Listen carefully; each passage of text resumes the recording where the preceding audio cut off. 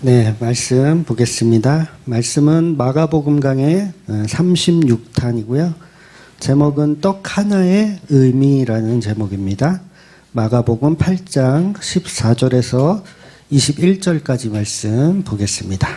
마가복음 8장 14절에서 21절까지요. 같이 읽도록 하겠습니다. 제자들이 떡 가져오기를 잊었음에 배에 떡 한 개밖에 그들에게 없더라. 예수께서 경고하여 이르시되 상가 바리새인들의 누룩과 헤롯의 누룩을 주의하라 하시니 제자들이 서로 수군거리기를 이는 우리에게 떡이 없음이로다 하거늘 예수께서 아시고 이르시되 너희가 어찌 떡 없음으로 수군거리느냐 아직도 알지 못하느냐 깨닫지 못하느냐 너희 마음이 둔하냐 너희가 눈이 있어도 보지 못하며 귀가 있어도 듣지 못하느냐 또 기억하지 못하느냐 떡 5개를 5,000명을 떼어줄 때에 조각 몇 바구니를 거두었느냐 이르되 12이니이다 또 7개를 4,000명에게 떼어줄 때에 조각 몇 광주리를 거두었느냐 이르되 7이니이다 이르시되 아직도 깨닫지 못하느냐 하시니라. 아멘. 네, 오늘 본문은 계속해서 제자들이 책망받는 이야기가 계속 나오죠. 깨닫지 못하느냐, 깨닫지 못하느냐 계속 예수님 말씀하십니다. 마가복음 우리 7장에서 분명히 길을 열어주시고 말할 수 있는 입을 열어주시는 사건을 우리가 봤어요. 그런데 정작 제자들은 여전히 못 알아듣고 계속 혼나고 있는 내용이 오늘 본문입니다. 그래서 그에 대한 결론으로 사실은 다음 주까지 이어서 봐야 되는데 다음 주는 이제 소경을 고쳐주시는 이야기가 등장을 하죠. 그러니까 이렇게 하나님이 예수님이 직접 열어주시고 들리게 해주시고 해주셔야 이게 된다는 이야기를 본문을 하고 있는 겁니다. 그래서 인간은 그냥 진리를 못 알아들어요. 그래서 구원은 인간의 힘으로 이루어갈 수 있는 영역이 아니라는 거죠. 그러니까 우리 힘으로 깨닫고 우리 힘으로 구원을 이루어가는 자체가 불가능하다는 것을 처음부터 이야기하고 있어요. 그래서 우리가 나중에요 천국에 가잖아요. 그러면 분명히 있어야 할 사람이 없고 없어도 될 것 같은 사람이 있는 경우가 분명히 있을 거예요. 왜냐하면 인간의 힘으로 구원 받았다 하면 우리는 판단하잖아요. 저 사람은 구원 받을 만해. 왜? 그 사람이 정말 열심히 하고 그 사람이 구원이 자기가 가진 어떤 그런 이 신앙생활을 너무 잘하니까 저 사람은 구원 받을 거야 라고 생각했는데 막상 가보면 없을 수도 있다는 거죠. 그래서 진리라는 것은 우리의 생각과 늘 달라요. 인간의 생각과 달라. 그래서 구원은 인간 측에서 예측이 사실은 불가능합니다. 구원 받을 것 같아? 뭐 할 것 같아? 이런 예측 자체가 불가능한 거예요. 여러분 잘 아는 가룟 유다 있잖아요. 가룟 유다가 12제자 중에 한 명이었고 회계를 담당하는 굉장히 똑똑한 그리고 신실한 친구였잖아요. 아닌가요? 네, 똑똑하고 신실한 친구였어요. 근데 그 사람이 돈 몇 푼에 예수님을 팔아버리고 그 팔아버린 것에 대한 책임을 본인이 다 지겠다라고 해서 목숨을 끊잖아요. 그러니까 그렇게 될 줄 누가 알았겠어요. 전혀 우리는 예측이 불가능하다는 거죠. 그래서 우리는 누가 천국 갈지 누가 지옥을 갈지를 사실은 아무도 모릅니다. 그래서 신앙생활을 아무리 잘해도 그 사람은 바리새인일 수 있어요. 바리새인 아무도 모르죠. 그 사람은 바리새인인지 어쩐지. 근데 바리새인은 천국에 갈 수가 있다 없다? 없는 거예요. 그러니까 바리새인은 천국에 갈 만하다고 생각했는데 막상 가보니 바리새인은 없고 아니면 뭐 세리나 창녀 같은 사람은 천국에 없을 것 같은데 가보니까 있을 수 있고 뭐 이렇기 때문에 우리가 생각하는 진리와 예수께서 생각하신 진리는 엄연히 다르다는 겁니다. 그래서 오늘 본문도 우리에게 어떤 신앙적인 어떤 노력을 깨달아서 책망듣지 않기 위해서 뭔가를 노력하라는 그런 의미가 절대 아닙니다. 절대 그런 말이 아니라 진리를 알아듣게 하는 과정을 지금 설명하고 있는 거예요. 그래서 예수님이 십자가에서 은혜가 얼마나 큰지를 여전히 선포하고 있는 내용이 오늘 본문이라는 거죠. 그래서 다음 주에 소경을 고치는 사건이 왜 등장합니까? 그게 본질이라는 걸 설명하는 거예요. 그러니까 7병이어하고 5병이어 사이에 지금 있는 본문을 우리가 지금 2주째 보고 있는 거잖아요. 그래서 양쪽에 예수님이 치료해 주지 않으시면 우리는 볼 수 있다 없다? 없는 거예요. 그러니까 떡의 본질을 못 본다는 얘기죠. 떡의 본질을 못 보는 거예요.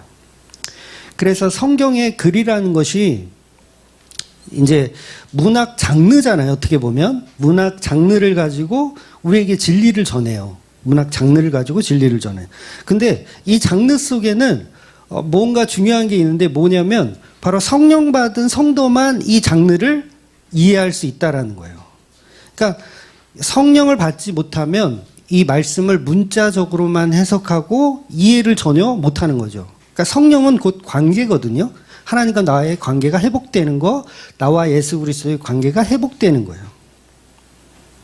그래서 성경 속에서 그 상황에 우리가 투영되지 않으면 예수님의 뜻, 예수님의 비유, 예수님의 표현, 본질을 보기가 어렵다는 거예요. 그래서 성경은요, 머리가 좋다고 이해되지가 않아요. 그러니까 IQ가 높거나 요새는 뭐 EQ라는 것도 있죠. 감성지수. 감성지수가 높다고 해서 성경이 다 이해가 되고 다 이렇게 받아들여지는 것이 아니라는 거예요. 그러니까 요새는 또 MBTI가 그렇게 유행이잖아요. MBTI가. 그러니까 MBTI가 유형이 어떤 특별한 유형들은 성경을 잘 이해한다 안 한다? 그런 게 아니에요. 특별한 유형만 성경을 잘 해석하는 게 아니라 아마 여러분들 다 MBTI에 한번 재미삼아 한 번씩 해보셨을 텐데 다 다르잖아요. 다 달라요. 그래서 교회 안에서도 예배 드릴 때 다 달라. 봉사하는 것도 다르고 여러 가지로 다 다릅니다. 그러니까 인간의 어떤 성격이나 이런 것하고는 전혀 상관이 없다는 거예요. 중요한 건 그리스도와의 연합이 있느냐 그 얘기죠. 그래서 그리스도의 연합이라는 거는 여러분 무당들이 신내림 받는 개념이 아니에요. 그러니까 성령 받는다라는 개념이 어떤 기도원에서 내가 막 미친 듯이 기도를 했더니 갑자기 뭔가 쑥 들어와가지고 이렇게 받는 게 성령 받는 거 아닙니다. 그거는 다 한국 기독교가 망쳐놓은 이상한 방식이에요.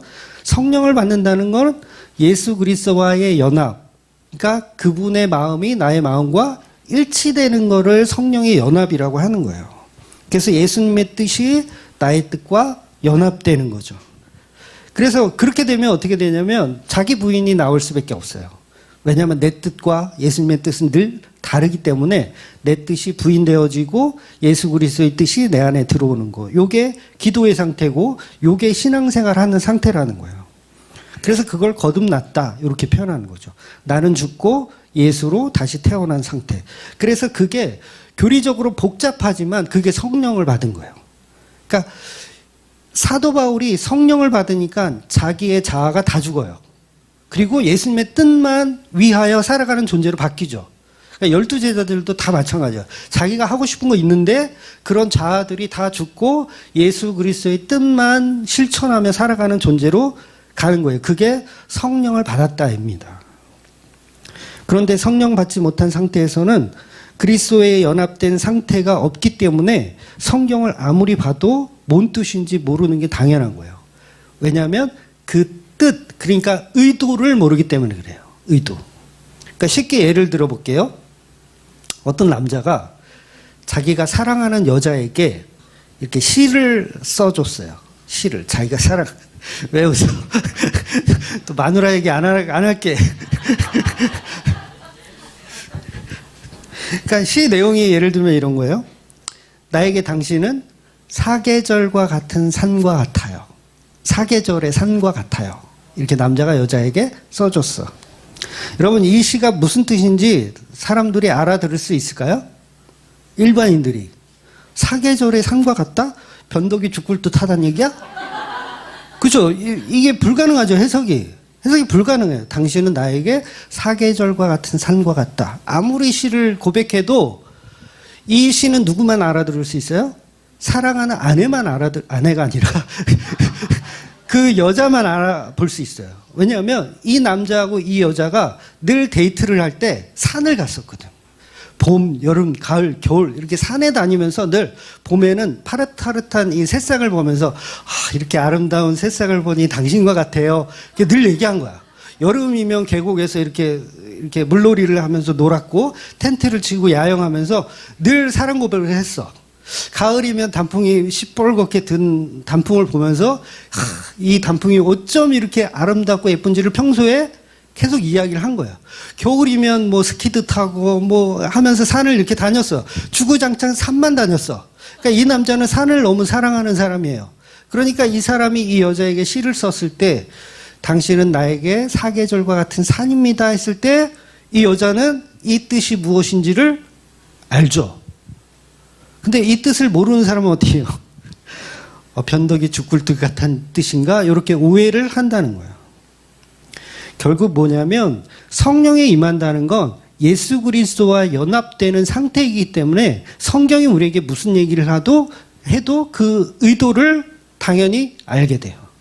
그런데 성령의 은혜가 없으면 그냥 종교인들은 성경을 아무리 읽어도 그 의도하는 바를 전혀 알 수가 없는 거예요. 그래서 이 시는 이 여자만이 해석할 수 있다라는 거죠. 그러니까 성경이 방대한 내용이 있어도 우리가 그리스도와의 연합이 없으면 성경의 내용들을 전혀 해석하지 못하는 거예요. 우리 레위기서 보고 있지만 레위기서가 그렇잖아요. 뭐 해라 하지 마라 다 율법이잖아요. 율법의 내용들 제사 지내고 피 뿌리고 막 그런 내용들. 그런데 우리가 예수 그리스도와의 관계가 이미 형성이 되어 있어. 성령의 은혜로. 십자가에 죽은 그 예수가 우리의 남편이며 신랑이에요. 그러면 그 눈으로 레위기서를 보면 달리 보여야 되는 게 당연하죠.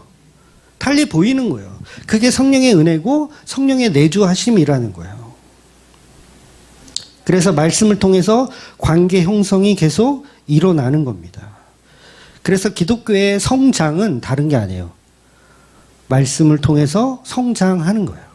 다른 걸로 성장하지 않습니다. 봉사 열심히 한다고, 설거지 열심히 한다고 신앙이 막 이렇게 올라가지 않아요. 절대. 물론 그것도 중요하지만 교회에서는 그것도 중요하지만 신앙에 이렇게 막 봉사를 많이 한다고 그래서 차은행 막 열심히 한다고 그래서 신앙이 막 잘하는 게 아니에요. 그건 가짜로 잘하는 거예요. 근데 열심히 잘하는 거예요. 왜? 목사님한테 칭찬받으니까. 목사님한테 설거지 잘한다고 차은행 잘한다고 칭찬받으니까 내가 굉장히 신앙이 되게 높아진 거라고 생각하는데 성경에 예수 그리스도에 대한 말씀이 전혀 없다면 그건 아무 의미가 없다는 거죠. 결국은 성경을 가지고 엉뚱한 방향으로 해석하는 거예요. 사계절은 변하니까 죽굴뚝 같은 뜻이구나. 이 여자는 이 남자는 이 여자를 변덕쟁이로 보고 있구나. 이렇게 해석을 해버린다는 거죠.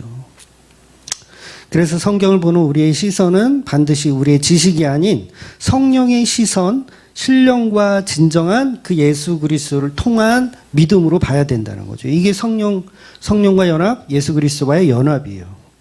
그래서 이건 말씀을 통해서밖에 형성되지 못합니다. 그래서 그 관계가 되지 않으면 우리는 어떠한 내용도 사실은 봐서는 안 돼요.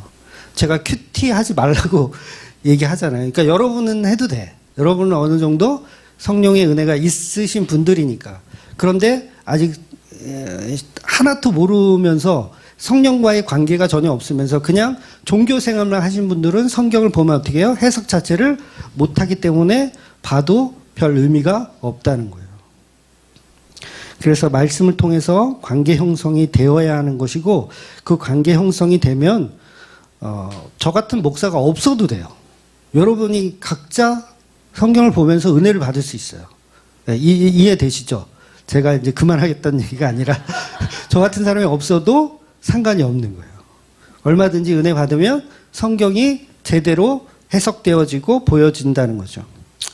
그러니까 믿음은 공감이고 관계입니다. 그래서 예수님도 비유적으로 계속 그 관계에 대한 이야기를 계속 하시는 거거든요. 그러니까 뭐 달란트의 비유 뭐 이런 것도 그냥 막 재능을 뽐내라 이런 얘기가 아니라 관계, 주인과 종의 그 관계 얼마나 끈끈한가를 설명하시는 내용인데 우리는 그걸 자꾸 다른 쪽으로 해석을 하더라는 거죠. 그래서 지식으로 예수를 믿으면 결국은 엉뚱한 방향성으로만 갈 수밖에 없습니다. 그러니까 성경을 볼 때 우리가 예수님의 마음과 일치하는 것이 굉장히 중요한 거예요. 그러니까 오늘 본문에 보면 제자들이 바라보는 믿음의 방향성과 예수님이 바라보는 믿음의 방향성이 서로 맞아요, 안 맞아요? 안 맞아요. 그러니까 마음이 일치해야 되는데 서로 안 맞고 있어요. 그러니까 이게 성령 받지 못한 상태, 그리스도와 연합이 되지 못한 상태. 제자들은 열심히 봉사하고 있죠, 지금. 막 떡을 나눠주고 또 떡을 막 남은 떡을 모으고 열심히 설거지하고 뭐 이런 봉사는 열심히 하는데 그리스도와의 공감, 그리스도와의 연합이 전혀 없는 상태인 거예요. 그것을 오늘 본문에서 바리새인의 누룩이다라고 예수님이 심하게, 굉장히 심하게 경고를 하고 있는 겁니다. 그러니까 오병이어의 기적을 지식으로 알고 칠병이어를 지식으로만 알고 있는 상태. 이것은 믿음인 것 같지만 결국 믿음이 아니라는 거예요. 여러분, 그래서 교회 다니는 사람들한테 오병이어 사건을 진짜 있었던 사건으로 믿습니까? 라고 하면 거의 대부분 믿는다고 해요. 네, 교회 다니는 사람이면 정말 떡 5개로 그 많은 사람을 먹였어? 이걸 믿어? 그럼 믿는데요. 그런데 그 믿음이 그냥 훈련된 지식일 수 있다라는 거예요.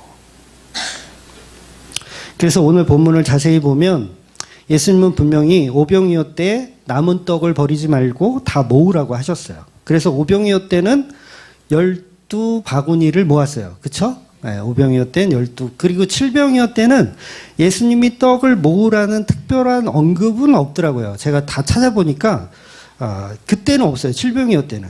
그래서 그래도 제자들이 떡을 모았죠. 오병이어 때 한 개 있으니까 떡을 모았어요. 모았더니 7강줄이었어요. 그죠? 그런데 문제는 제자들이 이 칠병이어 떡을 그대로 놓고 온 거예요. 배에 실지 않았어요. 그러니까 제 생각엔 광야에다 그냥 놓고 온 건지 뭐 어쩐지 모르겠는데 놓고 온 것 같아요. 그러니까 사람들 남은 거 먹고 가라는 식으로 놓고 온 것 같아요. 여러분이 이 제자 중에 한 명이 있었다라고 생각해야 돼요. 왜냐하면 지금 이게 사건이 우리가 너무 잘 아는 사건이잖아요. 칠병이요. 그래서 이거를 그냥 이게 바깥에서 구경하는 자로 있으면 안 되고 그 안에 들어가셔야 돼요. 칠병이요 사건 그 안에 우리가 들어가자고요. 그래서 여러분이 그 12제자 중에 있다고 한번 생각해 보세요. 지금 예수님이 오병이어 때는 떡을 잘 챙기라고 했잖아요. 근데 칠병이어 때는 별 얘기가 없어. 그래도 챙기긴 했어요. 이렇게. 그러니까 7강줄이었어요. 그런데 배에 지금 떡을 안 실었죠. 남은 떡 7강줄이를 안 실었어요. 그럼 여러분의 지금 상태가 어떻겠어요? 여러분 상태가? 약간 지금 초조하고 혹시 예수님이 떡 어딨니? 하고 물어보면 어떻게 하겠어요? 불안하겠죠? 초긴장 상태예요. 너에게 남은 떡 어딨냐라고 하면 이제 눈치 보는 거예요. 아니나 다를까 제자들은 떡을 왜 안 챙겼는지를 서로 수군거리고 있었어요. 12명이. 그러니까 뭐 이런 거죠. 야, 내가 챙기라고 했는데 너 그냥 왔어? 막 이렇게 베드로가 요한한테 막 그리고 안드레가 막 서로 막 내가 챙기라고 했잖아. 막 이러는 상황에서 서로 이렇게 수군거리고 있는 상황에서 뜬금없이 예수님 뭐라고 말씀하시냐면 바리새인의 누룩을 조심하라. 헤롯의 누룩을 조심하라. 이야기하는 거예요. 제자들은 지금 떡 안 가져온 거에 관해서 수군거리고 있을 때 아니나 다를까 예수님이 초조한 상태였는데 질문해버린 거예요.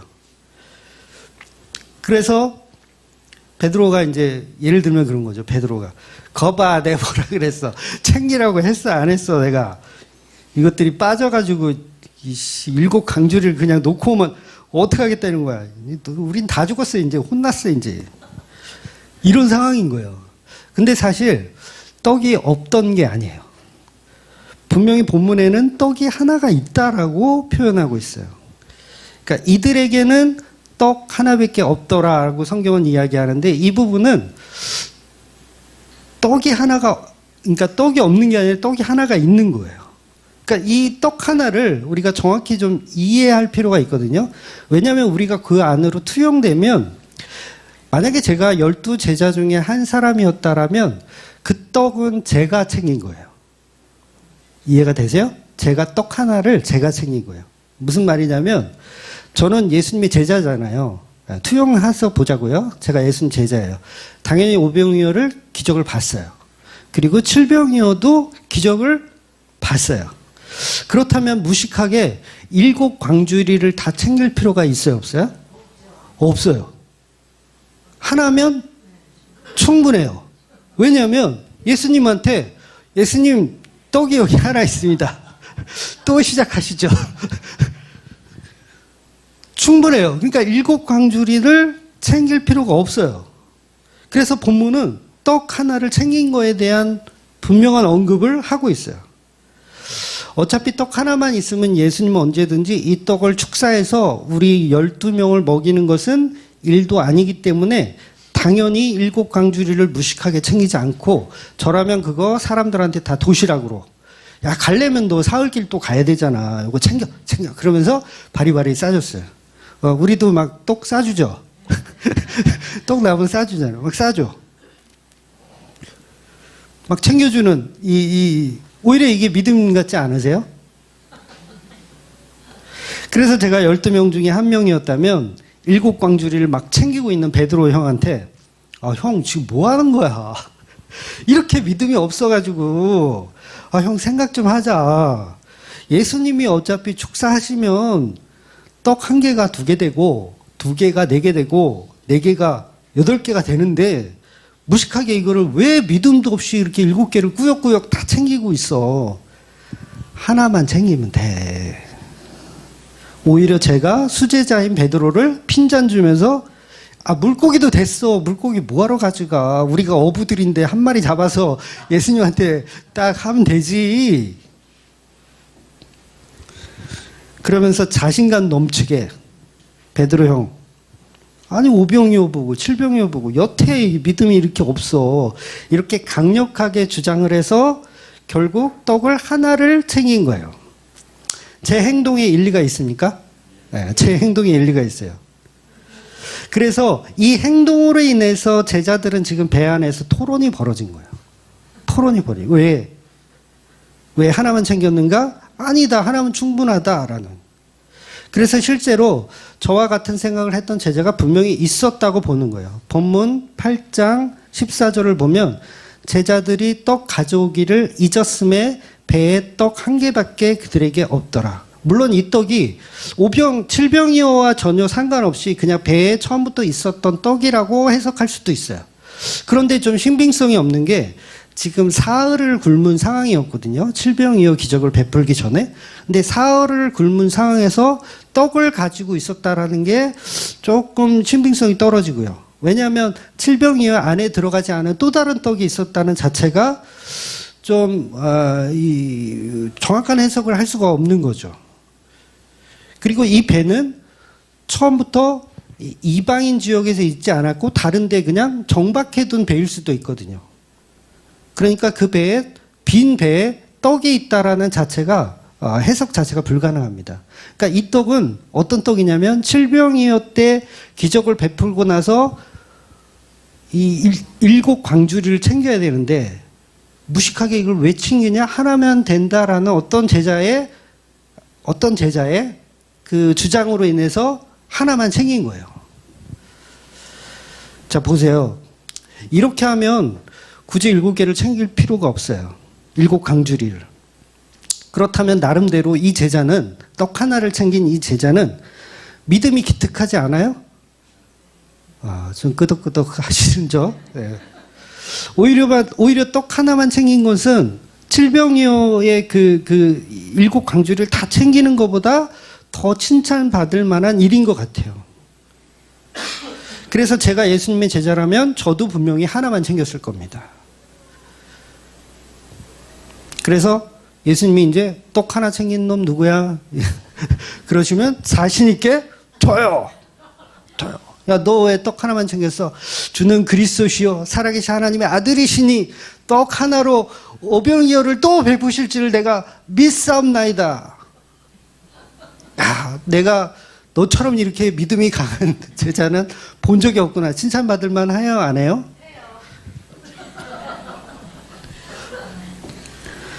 막 제자들도 아마 손뼉 쳤을 거예요. 믿음 강하다고. 그런데 예수님 뭐라고 경고하시냐면 바리새인의 누룩을 조심하라. 헤롯의 누룩을 조심해라.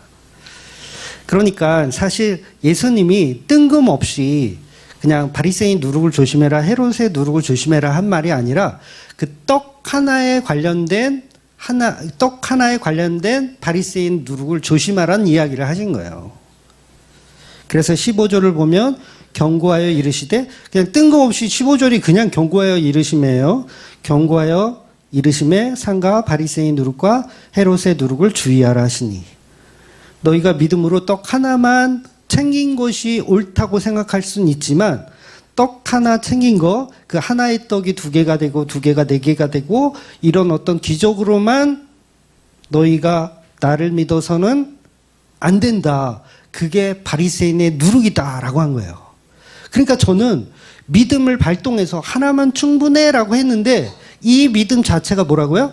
바리새인의 누룩이란 얘기예요. 바리새인 누룩. 즉 이렇게 늘어나는 떡으로의 믿음을 갖고 있는 떡 하나를 챙긴 그 제자도 지금 책망을 받고 있는 거예요. 사실 그 제자에게 책망하는 거예요. 다른 11제자는 사실은 왜 혼나는지도 몰라. 왜 바리새인의 누룩이란 이야기를 하는지도 몰라요. 못 알아듣고 있어요. 그러니까 이 제자의 믿음이 발동한 것 같지만 결국은 그것도 조심하라는 거. 그러니까 그 믿음의 수준도 11명은 지금 안 되고 있는 거예요. 그러니까 여전히 뭐예요? 예수님께서 바리새인 누룩을 조심하라 했더니 여전히 떡 안 가져온 거에 대한 겉봐 내가 가져오자고 했잖아. 이런 얘기를 지금 하고 있는 거예요. 아마 주맘교회 수준이 된다면 떡 하나만 챙겨올 것 같아요. 그렇지 않을까요? 그런데 그것도 바른 믿음이 아니라는 거예요. 바리새인적인 믿음이며 헤롯적인 믿음이라고 예수님은 경고하시는 거예요. 그러니까 나의 고백, 그 제자의 고백, 주는 그리스도시니 오병이어를 또 하실 수 있기 때문에 저는 떡 하나만 가져왔습니다라는 이게 바리새인의 누룩이고 헤롯의 누룩이다라고 이 엄히 경고를 하시는 겁니다. 그런데 다른 제자들은 완전 동문서답, 여전히 떡 가져오자고 했잖아 내가 이러면서 싸우는 거예요. 그래서 16절에 제자들이 서로 수군거리기를 이는 우리에게 떡이 없음이로다 이러는 거예요. 서로 다투고 있는 거죠. 거봐 내가 가져와야 된다고 했잖아. 무슨 믿음이 어떻고 아니잖아. 가져오라고 하는 거 맞잖아. 그러니까 떡 하나면 충분하다는 그 믿음의 방향성도 틀렸지만 아예 못 알아듣고 있는 그것도 사실은, 그러니까 12명이 뭐예요? 다 지금 혼나야 되는 상황인 거죠. 그래서 어떤 예수를 믿을 때 그 예수님이 우리에게 어떤 기복을 주는 예수, 신의 은사를 베풀어 주시는 예수, 어떤 성공을 주는 예수, 그런 예수로만 믿으면 그 자체가 바리새인의 누룩이다라는 말씀을 하는 거예요. 그래서 내가 너희에게 오병이어와 칠병이어를 베푼 것은 언제든지 너희를 배불리 먹여줄 하나님의 아들로만 믿어서는 안 된다는 거예요. 그러면 본질을 다 놓쳐버린다는 거죠. 그런데 제자들은 여전히 못 알아듣고 있습니다. 이거는 오늘 본문의 마지막까지도 못 알아들어요. 다음 주로 넘어가야 돼요. 본질에 대한 이야기를 다음 주에 하시는 거예요. 그래서 이어지는 17절 말씀에서 예수님은 한 번 더 똑같이 호되게 야단을 치세요. 17절에 보면 아직도 알지 못하며 깨닫지 못하느냐 너희 마음이 둔하냐. 18절 너희가 눈이 있어도 보지 못하며 귀가 있어도 듣지 못하느냐 또 기억하지 못하느냐 하실 거예요. 즉 떡 하나를 챙겨온 그 제자의 수준도 사실은 제자들 전부가 안 되는 거죠. 그래서 19절에는 그 수준도 안 된다고 이제 한 번 더 야단을 치세요. 오늘 야단을 되게 많이 치세요. 예수님이. 19절 보면 내가 떡 5개를 5,000명을 떼어줄 때에 조각 몇 바구니를 거두었느냐 이르시되 12이니이다. 또 7개의 4,000명에게 떼어줄 때에 조각 몇 광주리를 거두었느냐 이르되 7이니이다. 이르시되 아직도 깨닫지 못하느냐 하시니라. 떡 하나로 얼마든지 5,000명, 4,000명을 먹일 수 있어. 그런데 그 말이 아니라 진정한 떡의 의미는 떡 먹고 배부른 까닭에 나를 섬겨서는 안 된다는 거예요. 그러니까 오늘 본문은 명확하게 제자들이 주장하는 떡 하나로 12명을 먹이는 기적으로서의 예수만을 믿어서는 안 된다는 이야기를 하는 겁니다. 그것이 바리새인의 누룩, 헤롯의 누룩이에요. 그러니까 십자가 복음이 아니죠. 기독교가 신유적인 은사를 추구하는, 기적을 추구하는 그런 무당 종교가 아니란 이야기를 하는 거예요. 십자가 복음은 칠병이어 속에 들어있는 떡의 의미, 그 떡의 의미가 예수 그리스도의 살과 피다라는 거예요. 십자가의 보혈의 피가 우리 생명의 본질임을 설명하고 있는 거예요. 근데 여전히 우리는 떡을 한 개 챙길지 아니면 7 광주리를 다 챙길지 그 두 가지를 가지고 서로 싸우고 있는 거예요. 하나가 맞아. 아니야. 남은 거 다 챙겨야지. 이게 맞아. 그러니까 우리 교회들이 앉아서 다 그걸로 싸워요.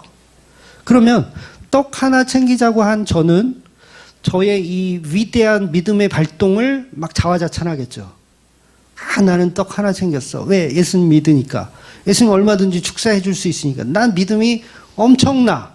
그러면서 여러분을 제가 막 정죄하죠. 이런 믿음도 없는 것들. 그리고 여러분들은 무슨 소리야. 7개를 다 챙겨야지.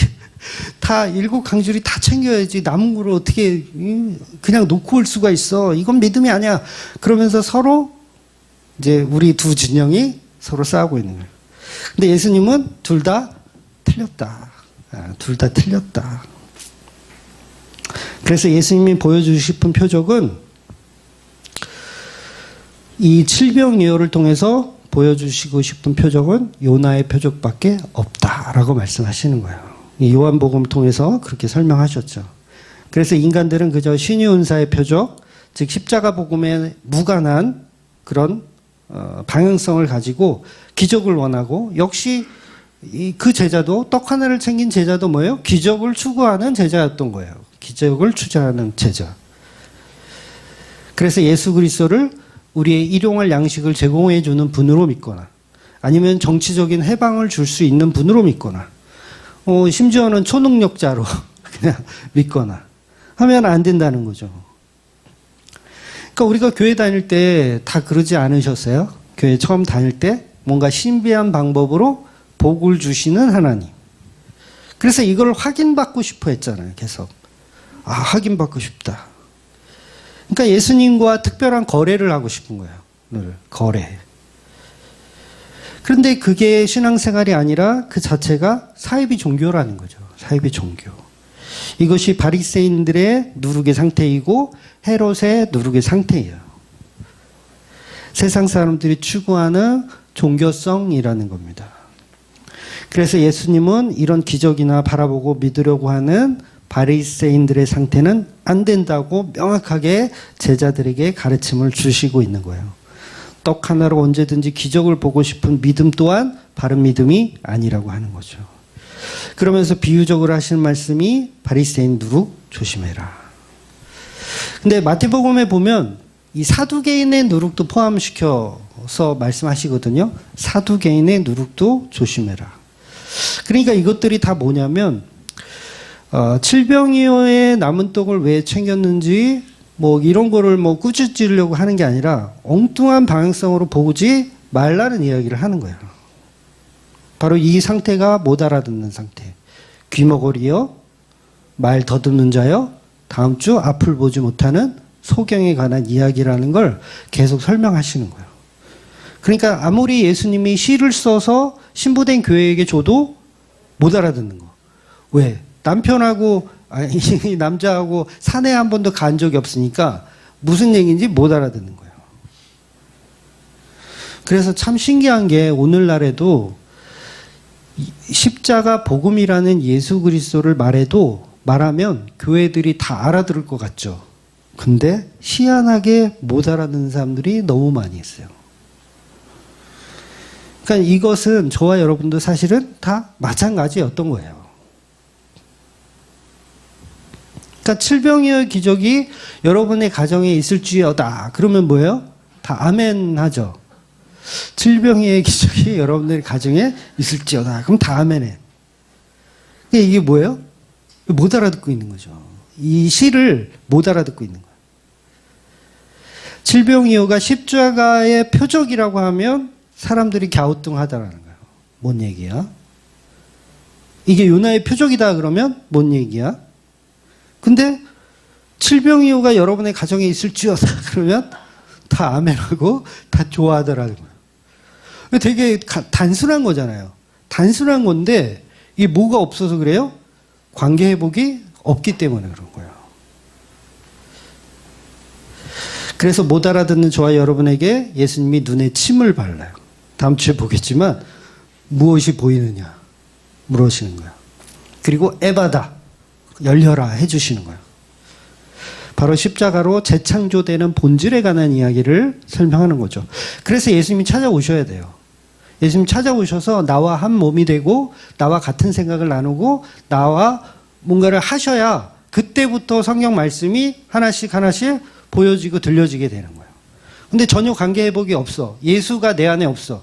그러면 그 글을 아무리 봐도 이건 복음으로 보여지지가 않고 그냥 우리 집에 질병이어가 있으면 아멘 하는 걸로 이렇게 그냥 퉁치게 되는 거죠.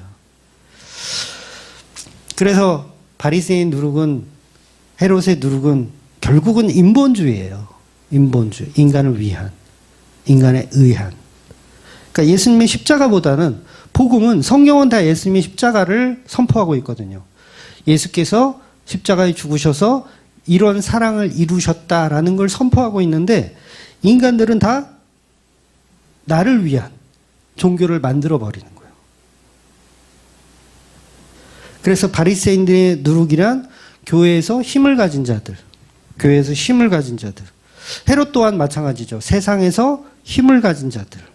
사두개인은 뭐예요? 이 땅에서 잘 먹고 잘 사는 것을 위한 힘을 가진 자들.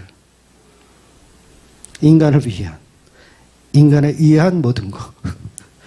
그 링컨 대통령 연설 아시죠? 국민에 의한, 국민을 위한 정부. 이 링컨 대통령이 하신 굉장히 유명한 연설이잖아요. 그러니까 세상은 그래요. 세상은 그게 맞을 수 있어요. 국민을 위해 야죠. 세상의 정치는.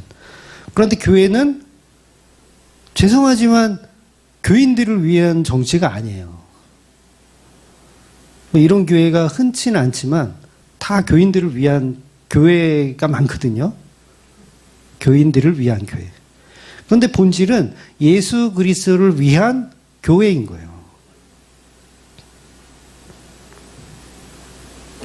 그래서 교회가 사람을 위해서 간다는 건 굉장히 큰 문제라는 거죠. 그러니까 설교하더라도 설교와 교수들이요 어떻게 가르치냐면 물론 다 그런 건 아니겠지만 회중의 마음을 위로하는 설교를 해라. 회중의 마음을 위로하는 설교를 해라. 회중에게 용기를 주고 비전을 꿈꾸게 하고 감동을 주는 설교를 해라. 이렇게 가르쳐요. 그러니까 교인에 의한 교인을 위한 교회, 즉 인간에 의한 인간을 위한 교회를 만들어가요. 물론 아주 틀린 말은 아니지만 복음은 회중이 듣든지 아니 듣든지 예수님의 은혜를 선포하는 겁니다. 사람의 위주가 아니에요.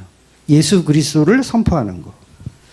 그래서 그 사랑을 위해서 예수 그리스도의 사랑이 먼저 투영되어져야 바른 교회로 간다는 거죠. 근데 그건 아니고 예수님의 사랑보다는 우리 인간을 위한 조건들만 찾아가는 거예요. 예를 하나 들어드릴까요? 한 달 후에 지구가 종말한다고 한번 생각해 보세요. 한 달 후에 지구가 종말해요. 그런데 그러면 지구가 종말하면 빨리 전도해야 되잖아요. 빨리 아닌가요? 사과나무 심어야 되나? 빨리 전도해야 되잖아요. 내 마음이 이제 불타죠. 한 달 후에 이제 끝나. 예수님 재림하신대. 끝나. 그러면 막 전도를 하러 다녀. 근데 한 사람 붙잡고 못 알아듣는데 계속 설명해. 한 달 동안. 소모적인 거예요. 툭툭 던지고 빨리빨리 다른 사람들한테 가야 돼. 시간이 별로 없기 때문에. 이해가 되세요? 이 말이? 안 되는 거 붙잡고 계속 이야기하고 있으면 안 되고, 빨리빨리 전하고, 빨리 시간이 없으니까.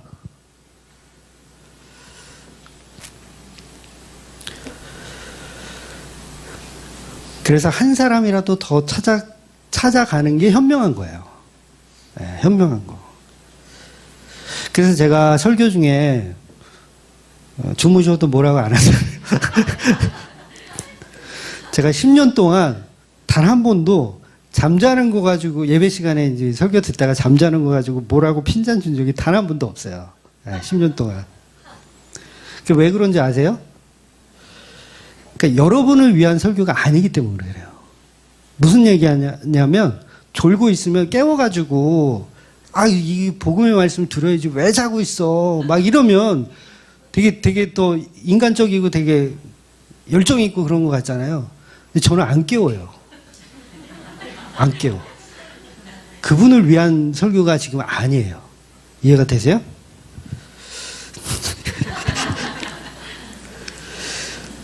그러니까 여러분을 위한 설교를 하는 게 아니라 그냥 예수님의 자리, 예수님이 선포한 말씀을 뿌리는 거예요.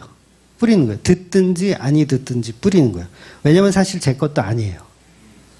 저는 요나예요. 그러니까 니느웨에서 막 하기 싫은데 억지로 하는 거예요. 그러니까 주무시는 분들을 굳이 제가 깨워가지고 그럴 만한 애정이 저는 없어요. 물론 애정이 있는 목사님들은 이제 깨우시기도 하더라고요. 복음이 중요한데 예를 들면 이 학생들이 중학생들 하면 중학생 걔네들 무섭잖아요. 잘 안 듣잖아요. 그런 말 이렇게 혼내면서 똑바로 들으라고. 요거는 이제 애정이 깊으신 분이고, 저는 이제 그런 말 애정이 없어서 그냥 주무셔도 뭐라고 안 해요. 그러니까 우리가 다 을이에요, 을. 갑은 예수님이고 우리는 그냥 을이에요. 을의 입장에서 주무시면 저는 측은해요. 내가 또 한 명을 재웠구나. 측은하죠. 한 명을 또 재웠구나. 그러니까 뭐라고 못하는 거예요. 지가 재워놓고 깨우면 어떻게 하겠다는 거예요. 응? 그러니까 예수님의 은혜가 있고 복음이 있으면 어떻게 해서든지 다른 루트를 통해서 듣게 되니까 굳이 내가 그 시간에 그분을 깨우면서까지 이렇게 할 필요는 없다는 거죠. 네, 사랑 없다고 또 오해하지 마시고. 네. 그래서 그 자체가 사람을 위한 것이냐 아니면 예수 그리스도를 위한 것이냐. 복음을 전하는 이유가 아니고 그냥 교회의 부흥을 위해서 또한 교회의 사람들을 모으기 위해서 존재하는 교회여서는 안 된다는 거죠. 여러분, 하나님이 이 세상을 창조하셨어요. 그쵸? 창조하셨는데 하나님이 창조하셨을 때 왜 창조하셨을까 했을 때 심심해서 하셨을까요? 예수님이 이 세상을 창조하셨을 때 심심해서. 아니면 하나님 자신이 영화로움을 좀 이렇게 뽐내고 싶은데 뽐낼 대상이 많지 않으니까 그 뽐낼 대상을 만들기 위해서 이 세상을 창조하신 걸까요? 대답 잘 하셔야 돼요. 속으로만 하세요. 하나님은요, 이 세상을 창조하지 않으셔도 충분히 영화로우신 분이에요. 예, 우리가 숟가락 하나 보태주지 않아도 하나님은 충분히 식사 많이 하셨어요. 이해가 되세요? 우리가 하나님께 영광을 돌리지 않아도 그 하나님은 이미 충분히 영광스러우신 분이에요. 그러니까 인간을 위한 교회는 마저히 틀려요. 틀린 거예요. 잘못됐어요. 우리 아무도 안 모여도 돼요. 아무도 안 모여도 하나님의 영광에 흠이 돼요, 안 돼요? 전혀 안 돼요. 우리가 착각하는 거예요. 우리가 모여서 하나님께 영광을 돌려야 하나님이 영광 된다라는 이게 인본주의예요. 우리 모여서 하나님을 영화롭게 합시다. 우리 모여서 하나님을 좀 이렇게 우쭈쭈 해주시다. 이 자체가 큰 착각을 하는 거예요. 하나님은 우리 없어도 이미 영화로우시고 이미 완전하세요. 근데 우리가 착각을 하는 거예요. 그래서 하나님도 제가 찬양하니까 즐거워하시고 내가 예배하니까 좋아하시고 그 자체가 바로 인본주의적인 생각이라는 거예요. 영화 상영을 하는데 영화 상영을 하잖아요. 요새도 그 뭐죠? 12.12 그거 영화 뜨더라고요. 근데 영화 보러 가는데 관객이 아무도 없어. 전혀 상관이 있다 없다? 상관없어요. 왜냐하면 그 영화를 만드신 분은 하나님이기 때문에. 이거 오해하시면 안 돼요. 하나님이시기 때문에. 하나님이 뭘 만들어놨는데 관객이 없어. 전혀 상관없다는 거예요. 그러니 교회는 더욱더 사람을 위해서 존재하는 곳이 아니고 그냥 예수님이 계신 곳이에요. 예수님이 계신 거. 그러니까 사실은 예수님이 계시니까 그 영광 속에 우리가 참여하는 자체로 즐거움이지, 우리가 하나님께 영광을 드려서 영광 많이 챙기신 하나님 때문에 좋은 게 아니라는 얘기예요. 제가 무슨 얘기하는지 이해되세요? 아씨, 뭐라는 거야. 그러니까 옷값을 깨뜨린 여인이 옷값을 깨뜨렸기 때문에 예수님이 영광을 받는 게 아니라고요. 그러니까 그 옷값 깨뜨린 여인이 영광에 참여하니까 그게 즐거움이고 기쁨이고 은혜가 되는 거지, 우리가 구원 받았기 때문에 예수님이 영광되는 게 아니라 우리가 그 영광에 참여하는 자체로 우리에게 은혜고 감사인 거예요. 그래서 그걸 한마디로 하면 피조물이라고 하는 거예요. 피조물. 피조물은 하나님한테 있어도 되고 없어도 돼요. 그렇죠? 있으면 근데 뭐가 좋아요? 우리에게 좋은 거예요. 우리에게. 우리가 예배하고 우리가 찬양하고 그러면 우리에게 좋은 거지, 하나님에게는 사실은 이미 받을 영광을 다 받으셨어요.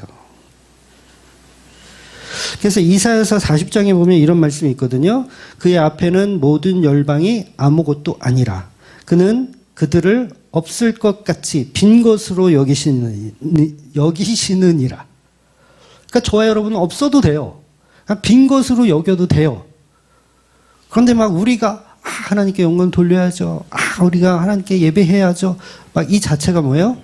잘못된 생각인 거예요. 다음 주에 아무도 안 오겠네.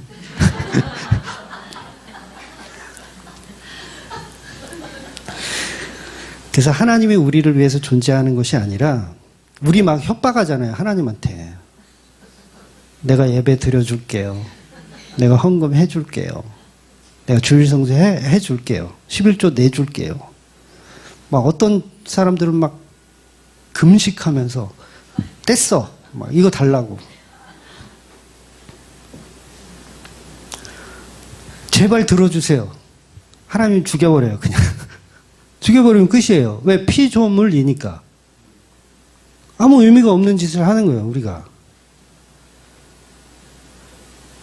물론 예수님의 사랑을 우리 인간들에게 드러내시기 위해서 창조하신 게 맞아요. 신부된 교회를 창조하시고 만드신 게 맞습니다. 그런데 그건 예수님의 시선하고 우리 인간의 시선은 분명히 달라야 된다는 거죠. 그래서 교회는 교회를 위해서 존재하는 것이 아니라 신랑 되신 예수가 우리와 함께 연합하여 있는 그 존재 자체를 기뻐하고 즐거워할 필요가 있어요.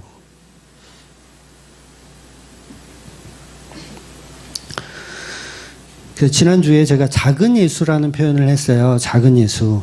그러니까 이 작은 예수란 말도 어떻게 해석하느냐에 따라서 사실은 좀 다르게 보일 수 있어요. 그러니까 그야말로 내가 예수님의 자리를 빼앗고 그 자리에서 신이 된 것처럼, 내가 예수가 된 것처럼 막 교회를 좌지우지하잖아요. 보통 담임 목사들이 교회에서 예수가 되어 있죠. 네, 예수가 되어 있어요. 그런 류의 작은 예수는 당연히 쓰레기예요. 그런데 사도 바울의 고백처럼 내 안에 예수의 흔적을 가졌노라, 이랬을 때의 작은 예수로 표현되어진다면 그건 큰 문제가 되는 게 아니에요. 그러니까 그리스도의 연합이라면. 그런데 대부분의 우리가 작은 예수라는 표현을 어떻게 사용을 하냐면, 이게 다 대형교회 목사들이 만든 말이거든요. 윤리적으로 도덕적으로 훌륭한 나를 작은 예수라고 표현해요. 마치 스님들이 어떤 경지에 오른 스님들이 막 무소유를 주장하고 그런 분들이 이제 사용하는 단어처럼 저분은 작은 예수다. 윤리적으로 도덕적으로 훌륭하시고 또 건강한 교회를 유지하시고 겸손하시고 그러면서 작은 예수라는 칭찬을 받아요. 그건 뭐예요? 그건 잘못된 거예요. 그러니까 예수를 높이고 예수님에 의해서만 이루어지는 교회. 그래서 사람을 위한 사람이 칭찬받는 곳은 결코 그것은 교회가 아니고 바리새인의 누룩만 가득한 곳이라는 거죠. 그런데 상대적으로 신본주의 교회, 예수님이 높이고 하나님을 높이는 교회는 내가 어떠하든지 그건 중요하지 않아요.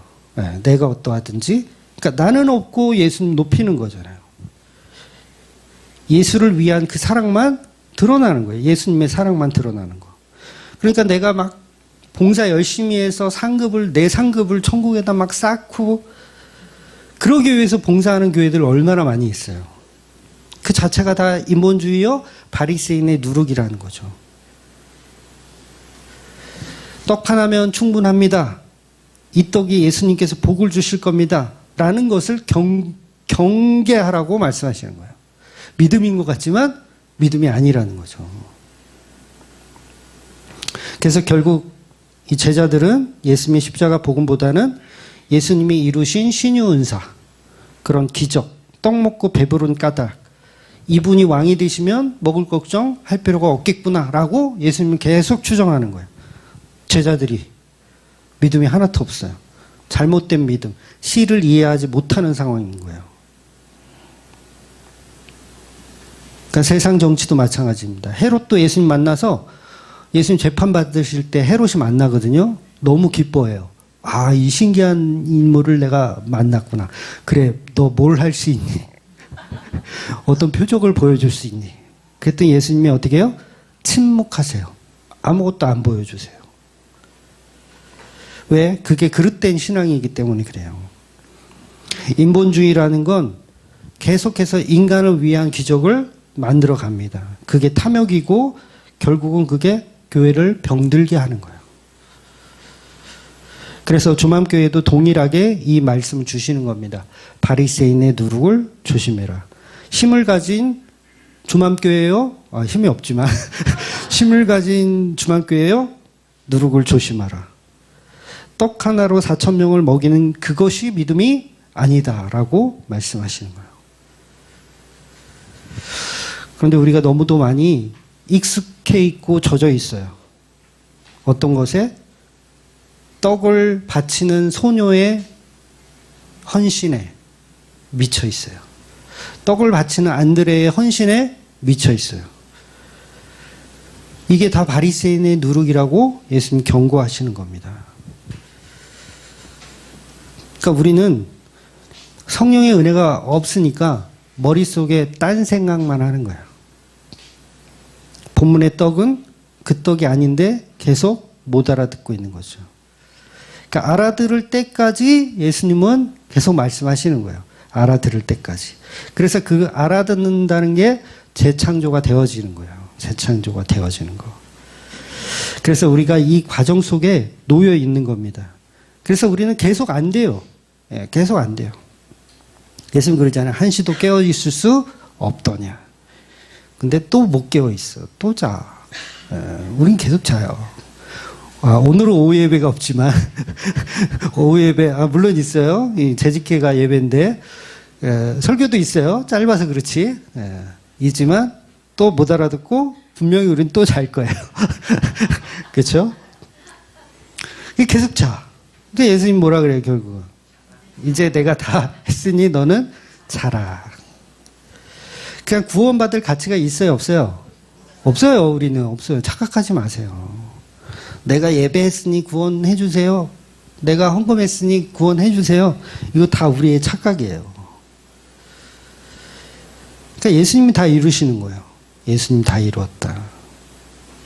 그래서 7장에서도 병자를 갖다가 귀를 열어주시고 입을 열어주셨는데 여전히 제자들은 못 알아들어요.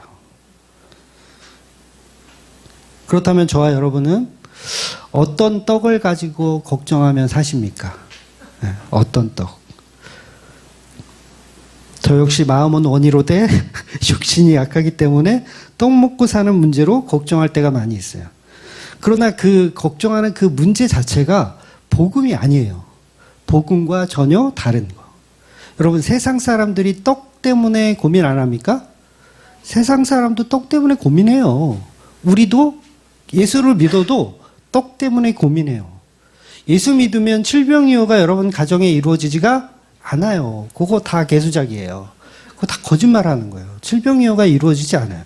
똑같아요. 세상 사람도 좀 한마디로 뭐 일이 잘 안 풀리고 그러면 손해를 보는 것처럼 우리 믿는 사람들도 다 똑같아요. 근데 그걸 복음하고 결부시키는 그 자체가 바리새인의 누룩이라는 거예요. 그러니까 제발 교회에서 우리 가정의 문제, 우리 직장의 문제 이런 걸 서로 기도해 달라고 하지 마세요. 그 자체가 바리새인 누룩이에요. 예수님이 엄히 경고하셨고 지금 반복해서 계속 경고하세요.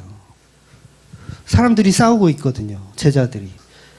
떡 하나를 가져온 게 얼마나 멋지지 않느냐. 그러면서 그게 무슨 소리냐. 7개 다 챙겼어야지. 그러고 싸우고 있을 때 너희들은 다 바리새인 누룩을 조심해라 라고 경고하신.